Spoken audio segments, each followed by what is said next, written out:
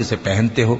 اور تم دریا میں کشتیوں کو دیکھتے ہو کہ پانی کو پھاڑتی چلی آتی ہیں تاکہ تم اس کے فضل سے معاش تلاش کرو اور تاکہ شکر کرو۔ وہی رات کو دن میں داخل کرتا اور وہی دن کو رات میں داخل کرتا ہے، اور اسی نے سورج اور چاند کو کام میں لگا دیا ہے، ہر ایک وقت مقرر تک چل رہا ہے۔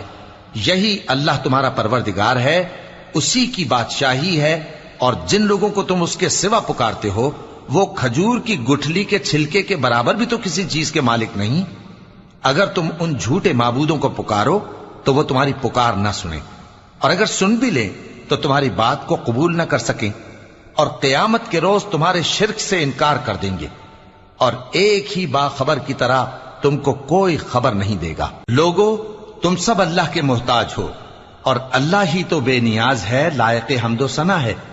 اگر وہ چاہے تو تم کو نابود کر دے اور نئی مخلوق لے آئے،